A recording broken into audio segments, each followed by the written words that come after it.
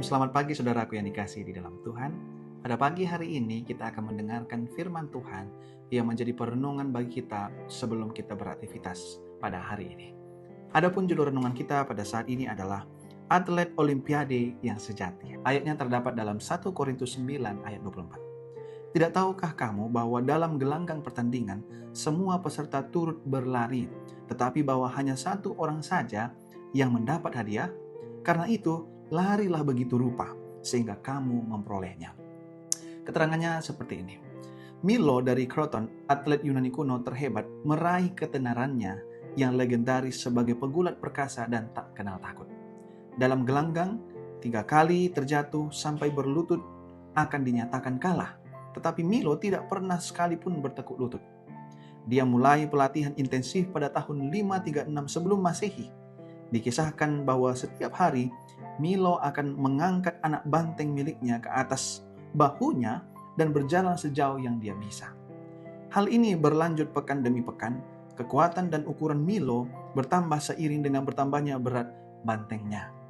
Setelah 4 tahun menjalani rutinitas ini, Milo bersama bantengnya menuju ke Olimpiade yang pertama. Untuk mengesankan orang banyak, dia mengorbankan banteng jantannya yang setia dan kemudian membawa bangkai besar itu di pundaknya sejauh 400 meter mengelilingi stadion. Di dalam pertarungan pertamanya, Milo menang, mulai karir atletiknya yang termasyhur. Pertandingan Olimpiade Yunani dimulai pada tahun 776 sebelum Masehi. Itu diadakan 4 tahun sekali hingga tahun 393 Masehi, ketika Kaisar Kristen Theodosius I memerintahkan semua pusat penyembahan berhala ditutup. Rasul Paulus menggunakan perlombaan tersebut untuk mengilustrasikan berbagai konsep kekristenan. Dia menekankan tujuan yang penuh kebulatan tekad, ketekunan, dan daya tahan yang ditampilkan oleh para atlet. Tetapi dia memberi penjelasan yang tegas bahwa tujuan kita haruslah untuk mencapai sesuatu yang jauh lebih besar daripada ketenaran atau mahkota dari karangan bunga zaitun yang tidak akan bertahan. Tujuan kita seharusnya adalah kehidupan kekal. Dalam memperjuangkan tujuan ini, kita bergantung sepenuhnya pada Tuhan sebagai sumber energi dan kekuatan. Kembalikan pujian kepada Dia atas kesuksesan. Kita bekerja dengan orang lain dan untuk orang lain, bukan melawan mereka. Aesop, seorang filsuf Pulau Samos, abad ke-6 sebelum Masehi, pernah bertemu dengan pemenang yang sombong di salah satu pertandingan gulat tersebut. Aesop bertanya padanya, apakah lawannya itu adalah orang yang lebih kuat dari keduanya? Jangan katakan itu, jawab atlet itu. Kekuatan saya terbukti jauh lebih besar. Kalau begitu dasar bodoh, kata Aesop. Kehormatan yang kamu dapatkan jika sebagai orang yang lebih kuat, kamu menang atas orang yang lebih lemah.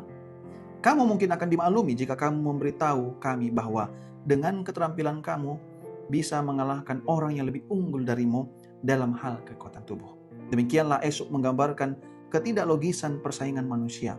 Rasul Paulus mengangkat kita melampaui perilaku semacam itu, menuntun kita untuk terbangun dan bergantung pada lengan kekuatan abadi yang memberi kekuatan kepada kita untuk mengangkat orang lain lebih tinggi.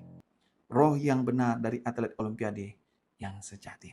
Apakah yang Anda lakukan untuk mengangkat orang lain lebih tinggi? Saudaraku yang dikasihi dalam Tuhan, pada saat ini seperti judulnya adalah Olimpiade yang sejati. Perbandingan antara Olimpiade yang diberikan ataupun dijelaskan oleh Alkitab berbeda dengan Olimpiade yang dilakukan oleh dunia. Di dunia ini, ketika orang memenangkan pertandingan, maka itu akan memicu kesombongan pada dirinya, kebanggaan pada diri, meninggikan dirinya. Dia merasa akan lebih hebat. Tetapi pertandingan yang ditawarkan oleh sorga justru mengangkat orang lain lebih tinggi. Artinya kita lebih rendah hati. Ya, saudara, kita memiliki sebuah pertandingan untuk mencapai tujuan kita, yaitu hidup yang kekal masuk dalam kerajaan sorga. Itulah sebabnya saudara, pada saat ini kita diajak untuk bertanding. Bertanding seperti apa saudara? Bertanding berlomba-lomba untuk meninggalkan kebiasaan buruk kita, meninggalkan dosa-dosa kita. Sehingga dengan demikian, satu dengan yang lain, kita akan semakin bertumbuh di dalam Tuhan.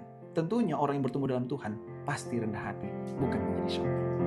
Demikianlah renungan kita pada pagi hari ini. Kiranya ini menjadi bekal bagi kita untuk melakukan aktivitas sepanjang hari ini. Tuhan Yesus memberkati.